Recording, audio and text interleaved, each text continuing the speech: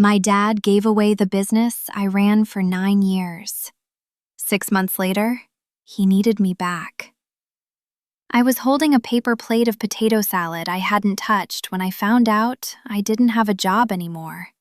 Not from my father, from my stepbrother, who was holding a folder like it was a graduation diploma, smiling in a way that told me he didn't fully understand what he was holding either. "Rachel, you should see this," Tyler said. "Dad's really done it." I want to tell you I had some kind of premonition. I didn't. I'd spent the whole morning setting up folding tables in my father's backyard for his retirement barbecue, the same backyard I played in as a kid, the same grill he'd been flipping burgers on since before I could reach the counter. I'd printed a banner that said, "Congratulations, Gerald, 42 years, and hung it myself on a stepladder in 90-degree heat because that's what I do. I show up. I handle things. Nobody had to ask me twice." I opened the folder Tyler handed me and saw my father's signature at the bottom of a page titled, "Transfer of Ownership, Whitfield Heating and Air, LLC," dated 3 weeks earlier. 3 weeks. He'd had 3 weeks to tell me. Over dinner, on the phone, in the truck on the way to a job site like we did almost every single morning for 9 years. Instead, I found out at a barbecue, holding potato salad, from the person the company now apparently belonged to. I stood there for a moment, just staring at his signature. At the particular slant of it I'd seen at the bottom of 1,000 invoices and checks over the years. A signature I would have recognized blindfolded. And I felt the backyard tilt a little under my feet, the music from the speaker suddenly sounding very far away, like it was coming from somebody else's party entirely. I need you to understand something before this story goes any further, because it isn't as simple as it looked standing in that backyard. It would be easy for me to tell you my father is a villain, and my stepbrother is a thief, and I'm the woman who got robbed in her own family's yard. Believe me, that is exactly how it felt in that moment. But the truth took me almost 6 weeks to find, and when I finally found it, it didn't make the folder in my hands hurt any less. It just made the hurt into something more complicated than betrayal. This is the story of how I lost the business I built with my own hands, and how 6 months later, the same man who signed it away came back and asked me to save it. My name is Rachel Whitfield. I'm 34 years old. 9 years ago, I walked away from a stable logistics job at a regional distribution company to help my father run Whitfield Heating and Air, the HVAC business he started back when I was still in elementary school. He didn't ask me to do it. I offered. He was 54 then.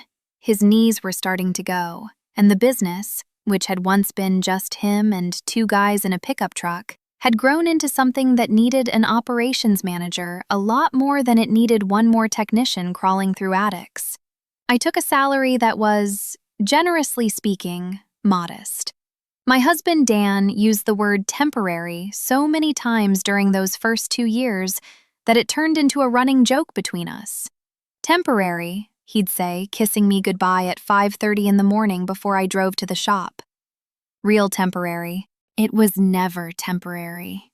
I built the scheduling system that cut our missed appointment rate almost in half. I brought on our biggest client, Mercer Logistics, personally, after 3 straight months of cold calls to their facilities manager that nobody else at the company had the patience for. I hired half the technicians who still work there today. I taught myself to read a profit and loss statement at my kitchen table at 11 o'clock at night, my son's math homework spread out on the same table beside mine, both of us frowning at numbers that didn't want to make sense yet. There was a stretch in year 4 when a hailstorm tore through half the county and every HVAC company within 30 miles was suddenly buried under emergency calls. I was the one who reorganized the entire dispatch system in 48 hours flat, color-coded index cards taped to the wall of the shop because we didn't even have proper scheduling software yet, so that we could handle triple our normal call volume without a single technician getting sent to the wrong side of town. My father stood in front of that wall of index cards on the third day of the storm and told one of the crew leads, only half joking, that his daughter had basically saved the company that week. I remember how good that felt. I remember thinking, foolishly, that a moment like that was the same thing as being written into the actual ownership of what we'd built together. It wasn't. I just didn't know that yet. My father, Gerald, is not a bad man. I want to say that clearly, right at the beginning, because it matters for everything that comes after. He's the kind of man who remembers every single employee's kids' names. He quietly covered a technician's rent for 2 months once, years ago, and never told a soul. I only found out by accident going through old bank records. He built something real out of absolutely nothing, starting with a used van and a toolbox that used to belong to his own father. But in 63 years on this earth, my dad has never once learned how to sit through a hard conversation. When something is wrong, Gerald tells a joke, or he changes the subject, or he finds a reason to disappear into the garage for 45 minutes. He did it with my mother, before she finally left when I was 12. And he has done it with me my entire life. And then there's Tyler. Tyler is 29.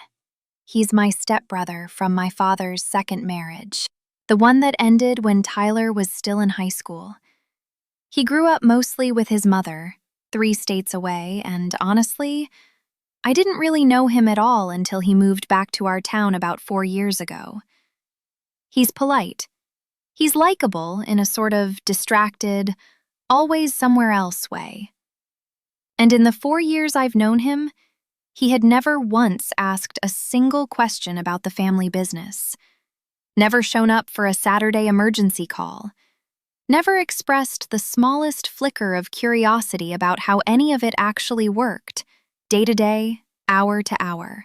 I remember one Thanksgiving, about 2 years after Tyler moved back to town, when my father asked him, gently, almost hopefully, whether he'd ever want to come learn the trade, maybe shadow one of the technicians on a slow Saturday. Tyler had laughed it off, not unkindly, and said something about how he'd always been more of an indoor person, and the conversation moved on to football like it was nothing.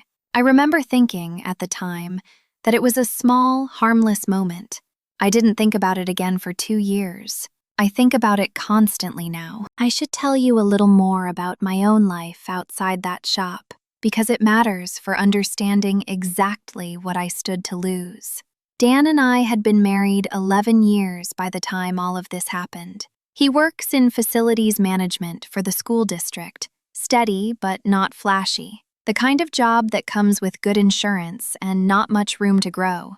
We'd built our entire household budget, our mortgage, Max's orthodontist payments, around what I brought home from Whitfield Heating and Air, modest as it was.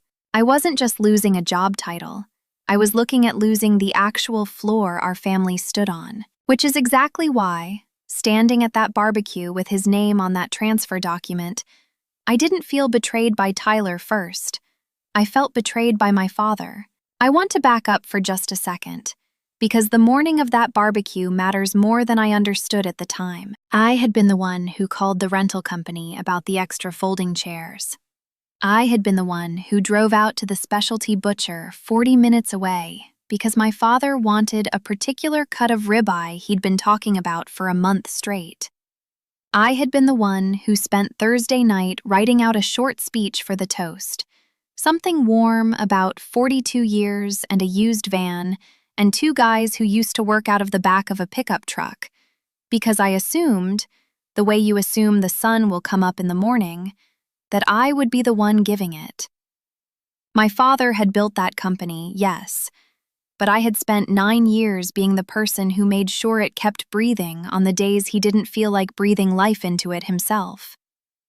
I thought that morning was going to be a celebration of both of us together. I didn't know yet that it was actually the last morning I would ever call that building mine. The party kept going, because parties do that, whether or not the ground has just opened up underneath one particular guest. Somebody put music on through a portable speaker. My son Max, 14 years old, was cannonballing into the pool with his cousins, completely unaware that his mother's whole professional life had just quietly ended a few feet away from the coleslaw. Dan found me by the back fence, and I remember exactly the look that crossed his face when I showed him the folder. That specific stillness men get when they're deciding whether to be angry on your behalf right away or wait first to see how you want to handle it yourself. "Did you know about this?" I asked Tyler quietly, pulling him a few feet away from the folding tables so my father's cousins wouldn't overhear. "Dad set it up a few weeks ago," Tyler said. He wasn't gloating. That's the part I couldn't make sense of yet, standing there in the heat. He looked almost embarrassed, shifting his weight from foot to foot, not quite meeting my eyes for more than a second at a time. "I thought you knew," he said. "I didn't know." "Oh," he said, and looked down at the folder like it might explain itself better than he could. "I figured he'd talk to you first. I really did." I found my father over by the grill, tongs in one hand, doing his absolute best impression of a man having the greatest day of his retirement. "Dad, I need to talk to you." "Course, sweetheart. Let me just finish up these burgers." "Now, Dad." We ended up standing in the garage, away from the noise of the party, surrounded by extension cords and a lawnmower that hadn't run in at least 2 years. And I asked him the only question that actually mattered. "Why does Tyler own my company?" "It's not, Rach. It's not like that," he said, wiping his hands on a towel that didn't need wiping at all. "I'm retiring. Somebody has to hold the paper on it. It doesn't change anything day to day. You're still the one running everything. You'll still—" I asked why Tyler, Dad. Not what it changes. Why him? He set the tongs down on the workbench, and for a second I thought he might actually answer me honestly. "You've always had things handled, Rachel," he said instead. "You always have. Ever since you were a little girl, you never once needed me to worry about you the way I worry about other people." "That's not an answer either, Dad. That's a compliment you're using instead of an answer." "Rachel, is Tyler in some kind of trouble?" I asked him directly, because some instinct in me already suspected there was more underneath this than a retiring man simply wanting to keep things in the family. "Everybody's got their own things going on," he said, which was, I would later understand, the closest my father could come to telling the truth without actually telling it. He didn't answer that question. Not really. He told me it was complicated. He told me we'd sit down and talk about it properly next week. Once things settled down, once the party was over, once. There was always going to be a once with my father. I'd been hearing "once things settle down" my entire life. It was the specific sound conflict made in our family right before it went into hiding for another decade. We drove home mostly in silence, Max asleep in the back seat with his hair still wet from the pool, a towel bunched up under his cheek like a pillow. Dan reached over at a red light and took my hand without saying anything at first. "You don't have to figure out tonight what you're going to do about any of this," he finally said. "Just tell me what you need right now, in this car, tonight." "I need to not talk about it for about 20 more minutes," I told him. "And then I'm going to need you to just let me be angry without trying to fix it." "Deal," he said, and squeezed my hand once before letting go. I went home that night and didn't sleep more than an hour or two. Dan asked me, lying in the dark, what I wanted to do about it, and I told him the truth, which was that I genuinely didn't know. I had built 9 years of my working life around a building that, on paper, had never actually belonged to me, and I hadn't understood, until that single afternoon, exactly how little that fact had ever mattered to anyone else in my family but me. Monday morning, I went into the shop like always, because the technicians still needed their schedules for the day, and the furnace repair backlog didn't care one bit about my personal feelings. Tyler was there too, badly, awkwardly there, sitting in what used to be our storage office, staring at a laptop screen like it had personally insulted him. And Monday afternoon, my phone rang. Mark Delgado from Mercer Logistics, our biggest account, 18% of our annual revenue, if you happen to be the kind of person who tracks numbers like that for a living, which I am, because somebody in that family always had to be. Rachel, I've been trying to reach your dad all morning, Mark said. We heard he's stepping all the way back. So who exactly is our point of contact now? I told him, honestly, that I didn't know yet. Because I'll be straight with you, Mark said, his voice a little sharper now. We didn't sign our contract with your dad 2 years ago. We signed it with you. You're the one who's been on every single site visit for the last 3 years running. If you're not the one calling the shots over there anymore, we need to sit down and talk about our options going forward. I hung up the phone and sat alone in my car in the parking lot for a solid 10 minutes before I could make myself walk back inside the building. That night, I sat at the kitchen table with Dan after Max had gone up to bed, and I laid out the actual numbers for him, the way I'd laid out numbers for my father 100 times before. If Mercer walked, we'd lose almost 1/5 of our revenue in one signature. If Mercer walked, at least 2 of our technicians would need to be let go within the quarter, guys with families of their own, guys who had trusted me specifically when I recruited them out of a competitor 3 years back. You didn't do anything wrong here, Dan said. You know that. I know that, I told him. It doesn't change what I have to go clean up tomorrow morning. There's a version of those 2 weeks that would make for a cleaner story. One where I marched into the shop every morning burning with righteous anger, ready for a confrontation. That isn't what actually happened. What actually happened is that I showed up at 6:15 every single morning like always, made the coffee like always, because Denise's knees have been bothering her and she appreciates not having to do it first thing. And I answered the same service calls I'd answered for 9 years. And I smiled at customers who had no idea that the woman scheduling their furnace repair had just found out, 3 days earlier, that she didn't legally own a single piece of the company whose logo was stitched onto her own work polo. I remember standing in the supply closet, counting filters on the Wednesday of that first week, just counting filters, over and over, because it was the only task in front of me small enough to actually finish. For 2 weeks after that, I did the only thing I've ever really known how to do when I'm badly hurt, which is work harder and say less about it out loud. I kept the shop running exactly the way it needed to run. I kept Mark Delgado on the hook with reassurances that sounded a lot more confident than I actually felt. And quietly, carefully, I started protecting myself, pulling my own employment records at night, checking exactly what I was legally owed if this whole situation went the direction I was starting to suspect it might. That's how I found the letter. It was tucked into a folder my father had left in the shop's old metal file cabinet, mixed in almost carelessly with a stack of vendor invoices. A letter from a law office, addressed to Tyler, regarding a Chapter 7 bankruptcy filing. Behind that letter, a notice of default on a mortgage. And behind that, a custody agreement modification, filed only 4 months earlier, that used the exact phrase, demonstrated financial instability, twice on its very first page. I sat down right there on the floor of that file room for a long time, just breathing. I kept rereading the same paragraph of the custody modification, the part where the judge's clerk had noted,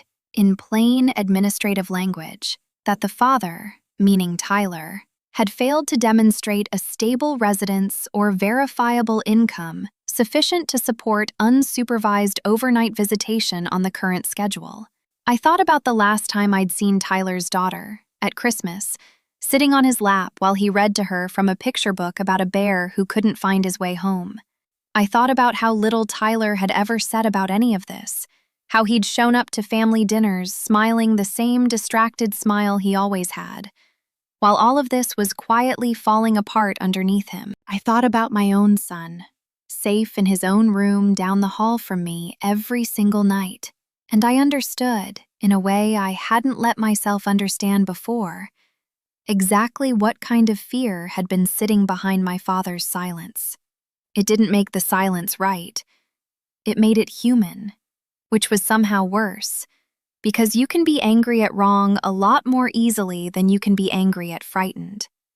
I put the folder back exactly where I'd found it, and I sat there another few minutes before I trusted myself to stand up and go find Tyler. Tyler wasn't simply a guy who had never shown 1 ounce of interest in the family business.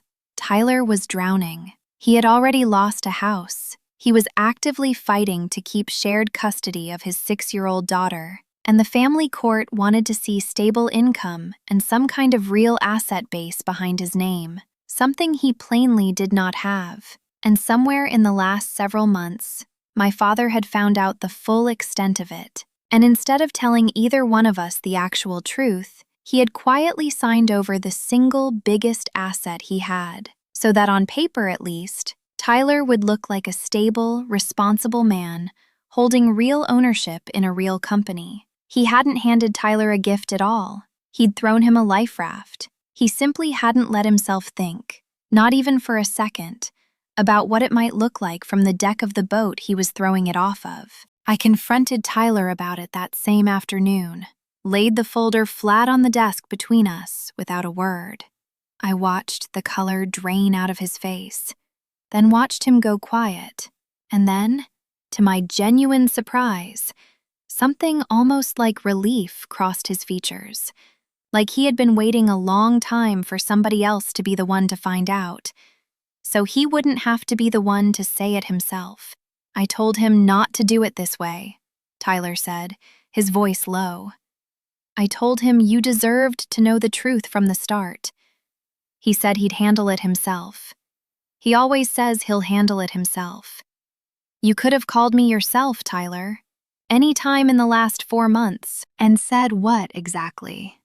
Hey, Rachel, sorry, but my dad's giving me your company because I'm about to lose my kid? He stopped himself, jaw tight. I never wanted this, Rachel. I don't know the first thing about running a business like this. I've never wanted to run a business. I just needed— He stopped again, looking down at his own hands.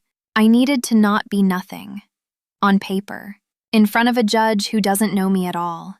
How long has this been going on, Tyler? I asked him. The custody case. The house. Almost a year, he admitted. I didn't tell Dad most of it until about 5 months ago. I didn't want him to see me like that. And then once he knew, it was like he couldn't unknow it. He kept asking me what I needed, over and over, until I finally just said I needed to look stable, and I guess he decided this was how he was going to make that happen. Did you ever once think about what it would look like for me? I asked. Finding out this way? I thought about it every single day since he told me his plan, Tyler said, and his voice actually cracked a little on the word every. I just didn't know how to stop it once it was already moving. That's not an excuse. I know it's not an excuse. I believed him. That's the strange, uncomfortable part of all this. Standing in that cramped little office, I believed every single word coming out of his mouth, and it did not make me one bit less angry at my father. If anything, it made things worse, because now I finally understood the actual shape of what he had done, and there was no clean villain left standing in front of me to be furious at, just 2 people I loved in different ways, and one decision my father had made entirely alone, in the dark, because he had never once in his life figured out how to make a hard decision out loud, in the daylight, with the people it actually affected sitting across the table from him. Tyler turned out to be, predictably and painfully, terrible at running the business. Not out of laziness, out of genuine, total unfamiliarity with almost every part of it. He approved a vendor contract that cost us 12% more than our usual supplier, simply because nobody had ever taught him how to negotiate a single line item. He accidentally scheduled 2 different technicians for the same emergency call across town, and left a third client waiting outside in the heat for almost 4 hours. 2 of our newer hires started quietly pulling me aside in the parking lot, asking if the company was doing okay. if they should maybe start looking around. I walked into the office one Wednesday and found Tyler on the phone with a supplier we'd used for 8 years, agreeing to a price increase without so much as a pause to push back. "You can't just say yes to the first number they give you," I told him after he hung up. "That's not how any of this works." "Nobody taught me the second part," he said, not defensively, just tired. "I don't know what I don't know until it's already a problem, Rachel. I look at these invoices, and half of it might as well be a different language." "Then ask," I said. "Ask me, ask Denise, ask anybody. Just don't sign things blind." "I'm trying," he said. "I promise you I'm trying. I just don't think trying is the same thing as being any good at it." He was quiet for a second, staring at the invoice still open on the screen. "My daughter asked me last weekend if I was going to lose this place too," he said, not looking at me. "She's 6. She shouldn't even know what losing a business means." "But she hears things. Kids always hear things." "What did you tell her?" I asked. "I told her I was working really hard to keep it," he said. "I didn't tell her I don't actually know if that's true." Mercer Logistics called again. This time, it wasn't Mark being diplomatic about it. "Rachel, I need an answer by Friday," he said. "Either you are the one signing our renewal, in writing, with your own name on that contract, or we are putting the whole thing out to bid with somebody else. I like you a great deal. I do not like your stepbrother making decisions about my company's facilities without asking a single informed question first. 48 hours. That was my deadline. I want to be completely honest about what I almost did during those 48 hours, because it isn't the flattering part of this story, but it is the true part. I almost signed on with a completely different HVAC company 2 towns over, one that had been quietly trying to poach me for years, offering me a director title and a salary I hadn't seen since well before I ever quit my old logistics job. I had their offer letter open right there on my laptop screen. I told myself I owed my father and Tyler absolutely nothing more. I told myself that walking away clean, and immediately, was the single healthiest thing I could possibly do for myself and for my own family. I read that competitor's offer letter probably a dozen times over those 2 days, out loud to myself once, just to hear how the words sounded. Director of Operations, base salary, signing bonus. I pictured myself walking into that new office on a Monday morning with nothing behind me but my own resume, no family history, no complicated ownership questions, no folder with anyone's signature on it but my own future employers. Some part of me wanted that simplicity so badly I could taste it. I was one signature away from doing exactly that when Denise called me.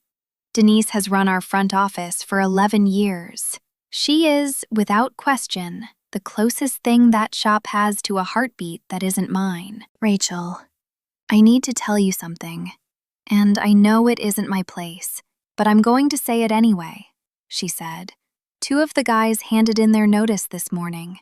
If you leave too, on top of that, there won't be a shop left standing in 3 months, maybe less. I'm not asking you to go fix your family. That's not my business. I'm telling you what happens to 12 other families depending on that shop, if you don't." "Which 2? I asked her, my throat tight. "Marcus, from the 2nd crew. And young Danny, the one who just had the baby in the spring," she said. "They didn't want to tell you themselves.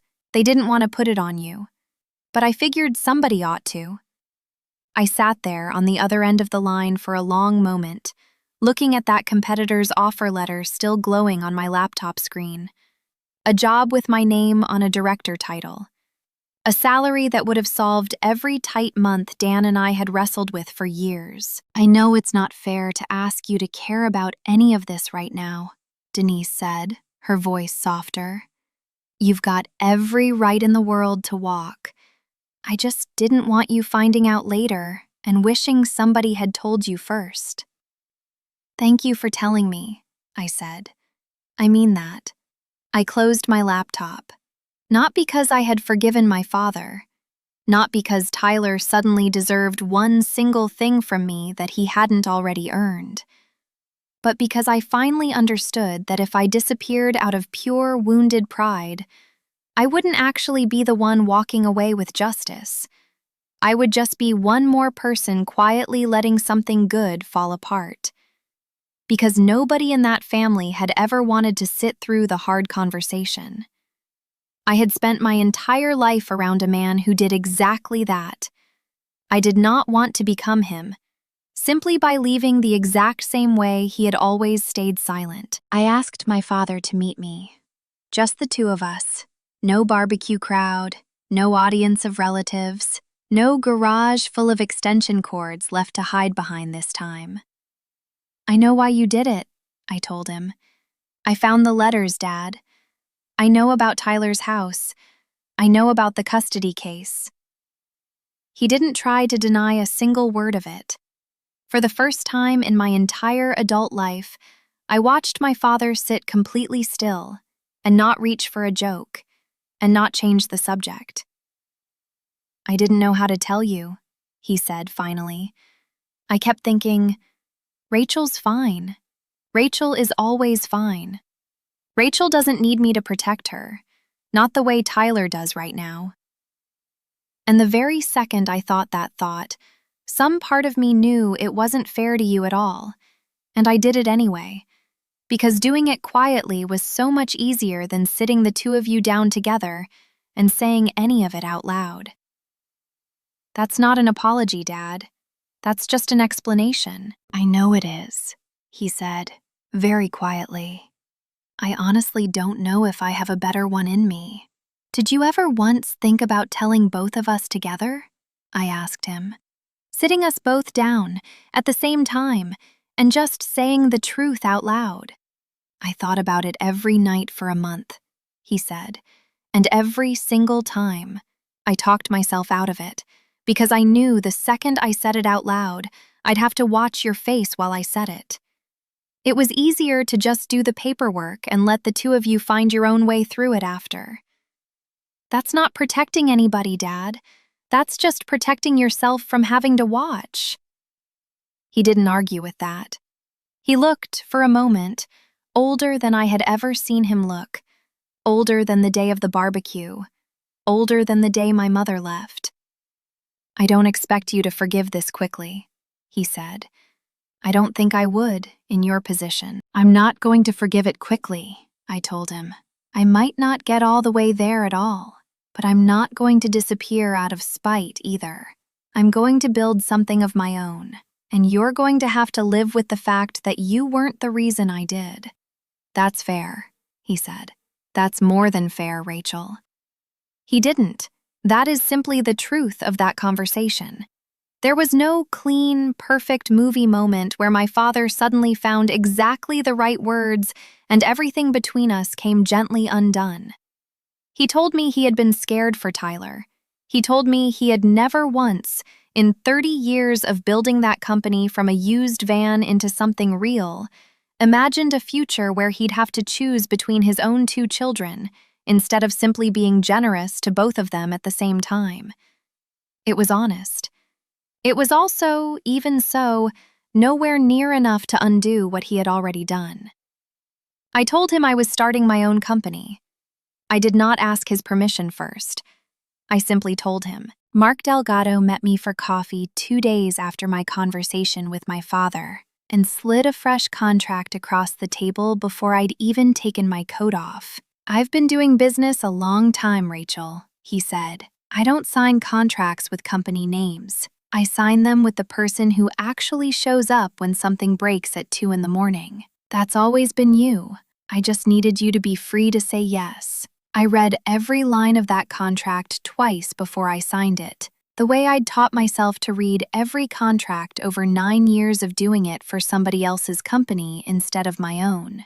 Within a week, Mark Delgado signed directly with me. Denise handed in her notice at Whitfield that same afternoon and asked me, half joking but not really, whether I happened to have a desk open for her yet. 2 of our best technicians followed within the month, packing up their own tool belts without being asked twice. 6 months is not very long, measured against the whole life of a business. It is, however, long enough to prove exactly which decisions were built to last and which ones were only ever built out of panic. Whitfield Heating and Air, under Tyler's name, did not last. Vendors he had badly overpaid began quietly pulling their terms. 2 more longtime employees left within a matter of weeks. It was the kind of slow, quiet unraveling that never makes headlines. It just shows up in missed invoices and a service van sitting broken down in the lot that nobody has approved the money to repair. I heard bits and pieces of it secondhand, the way you do in a small town where everybody's cousin knows somebody. A neighbor mentioned that Whitfield's trucks weren't showing up as fast as they used to. A former client of theirs called my new office by mistake, having gotten our numbers confused, and mentioned, almost apologetically, that they'd had trouble getting anyone from Whitfield to return a call in over a week. I didn't feel triumphant hearing any of that. I want to be honest about that too. I mostly just felt tired. The way you feel tired watching a house slowly flood that you spent years helping to build, even after you've already moved out of it. My father called me on a Tuesday evening. Not to apologize again. "I need you to look at something," he said. His voice had a flatness in it I had genuinely never once heard from him before. Not the usual joking dodge, not the familiar disappearing act out to the garage. Just a tired man looking honestly at a business he had built with his own hands over 30 years, watching it quietly come apart in someone else's. "I'm not asking you to come back," he said. "I know that's not mine to ask anymore. I'm asking if you'll just look at the books. Tell me honestly whether it's even salvageable at this point." 9 years I had waited for my father to need me the exact way he needed that business itself. It arrived, in the end, not wrapped in gratitude. It arrived as plain necessity. I sat with that particular difference for a long moment on the phone before I finally answered him. "I'll look," I said, "as a paid consultant. On my terms, Dad. Not as your daughter running back to fix things for free." "Okay," he said. "Whatever terms you need, I'll take whatever you're willing to give me."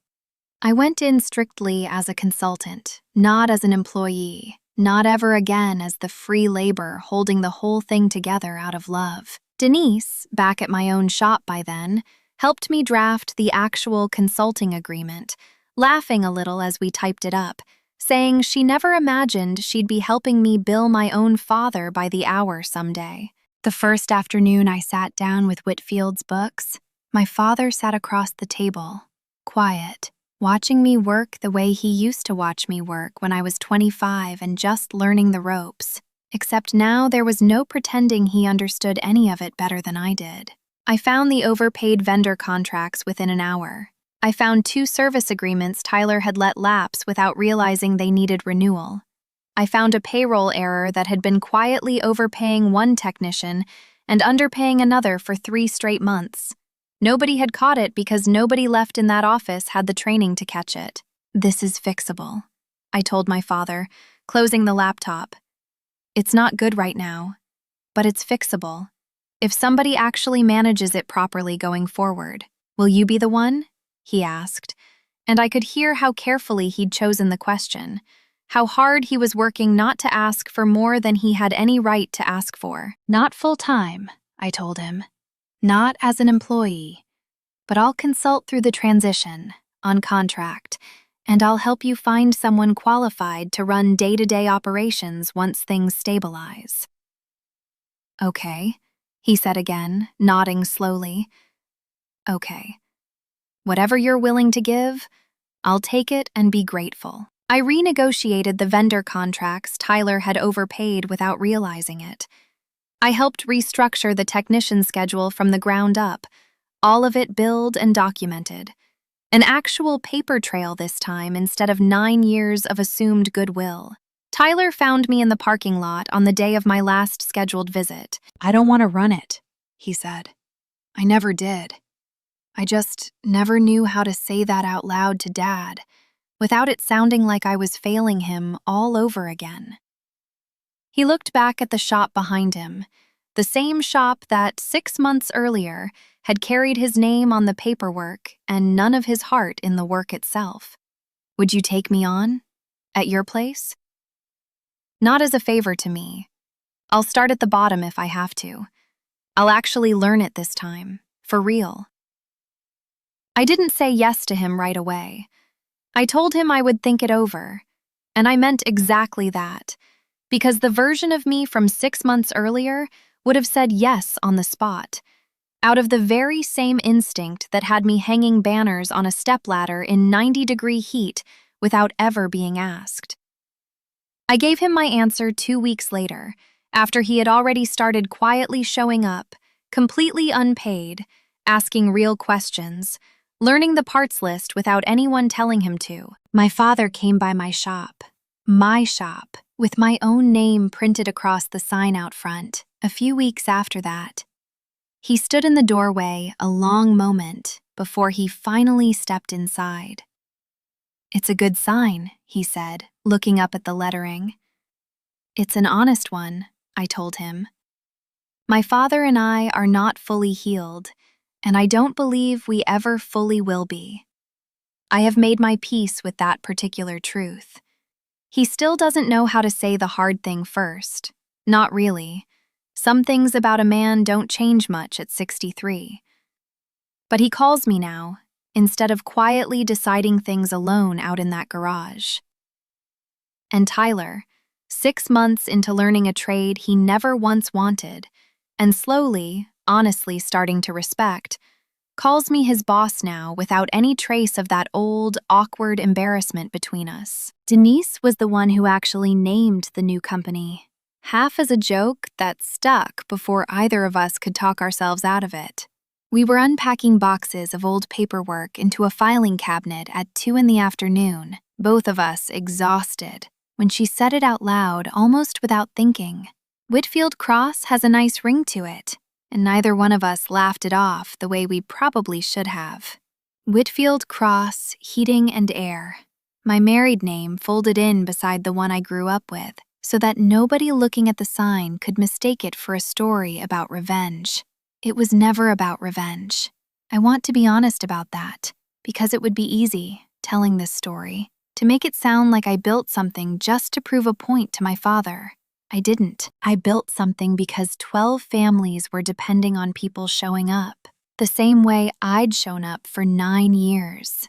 And because I was tired of being the only one in that family willing to do the hard, unglamorous work of actually holding something together. Max came by the new shop about a month after we opened, dropped off after school because Dan was stuck late at a district meeting. He wandered around the little office, looking at the framed photo I'd hung by the door, the one of the very first truck, the one my father let me pick out the paint color for when I was 9 years old and had opinions about absolutely everything. "Is this the same company as Grandpa's?" he asked me. "No," I told him.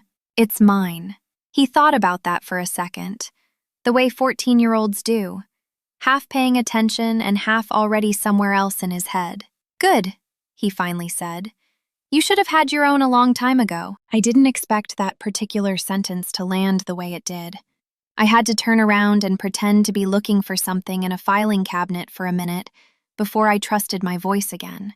Tyler's first real week on the job, I put him on service calls with our most patient technician, a guy named Ronnie who's been in this trade for 22 years and has exactly 0 patience for excuses, but plenty of patience for someone who's genuinely trying.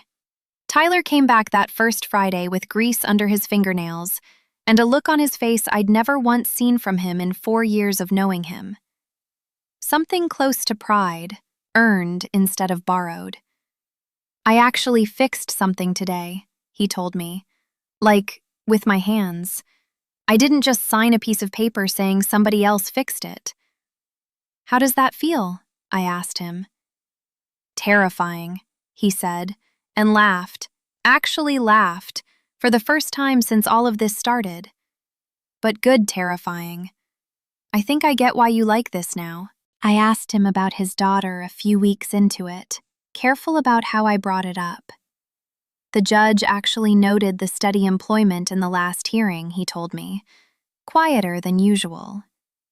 Real employment, with a real pay stub, not paperwork with my name on a company I never touched. Funny thing is, it took losing the company on paper to actually get something real underneath me. I'm glad, I told him, and meant it completely, without any leftover bitterness attached to the words at all. That mattered more than the company ever did. Yeah, he said. Yeah, I think I finally understand that now too. My father still calls the shop every couple of weeks, not to check up on me, exactly. More like a man circling something he isn't sure he's allowed to get close to. He asked me once, carefully, almost shy about it, whether I'd ever consider him coming by on a Saturday, not to work, just to sit in the office and watch how things ran. I told him he was welcome any time, as a visitor, same as anyone else. He came the following Saturday and sat quietly in the corner for 2 hours, watching Denise run the schedule board, watching Tyler load a van, watching me walk a new client through a service agreement. He didn't say much the whole time. He lingered at the door a long moment before he finally left. You built something better than what I had, he said. I don't think I ever told you that when it actually would have meant something. It means something now, I told him. It's just a different kind of something than it would have been 6 months ago. You know, he said, I used to think handling things quietly was the same thing as taking care of people. My whole life I thought that. I'm 63 years old, and I'm only just now understanding it isn't. It's a start, Dad, I told him. That's more than I expected 6 months ago, honestly. It's a start, he agreed. And for once, he didn't reach for a joke to soften it, and he didn't find a reason to disappear out to some garage. He just stood there, in the doorway of the company his daughter had built without him, and let the quiet sit between us for a moment, without running from it. He nodded, like he understood exactly what I meant, and maybe, finally, he did. There's a photograph Denise took, without me really noticing at the time, of the day we hung our own sign out front. I'm standing on almost the exact same kind of stepladder I used to hang that banner at my father's retirement party. Except this time, nobody had to ask me to climb up there, and there was no other name on the paperwork behind me but my own. Dan keeps a print of it in his office at the school district, next to a school photo of Max. He told me once it's his favorite picture of me. Not because I look particularly happy in it. My hair's a mess and I'm squinting straight into the sun. But because he says it's the first photograph he's ever seen of me doing something entirely, completely, for myself. I think about that folder sometimes. The one Tyler handed me at the barbecue, the one with my father's signature on it. I used to think of it as the moment everything I'd built got taken away from me in one afternoon. I don't see it quite that way anymore. I see it now as the moment I finally stopped waiting for somebody else to hand me what I'd already earned and started signing for it myself instead. The company under my own name isn't bigger yet than the one I lost. Not yet, but every single signature on every single contract belongs to me now, signed in plain daylight, with everyone who's supposed to be sitting at that table actually sitting there. Marcus and Danny, the 2 technicians Denise had warned me about all those months ago, both work for me now too. Danny brought his baby by the shop on a slow afternoon last month, propped up on his hip while he showed the little one around the same parts room where I used to count filters, just to have something small enough to finish. Marcus told me, not long after he started, that he'd almost taken a job at a different company entirely during those uncertain weeks, before word got around that I was starting something of my own.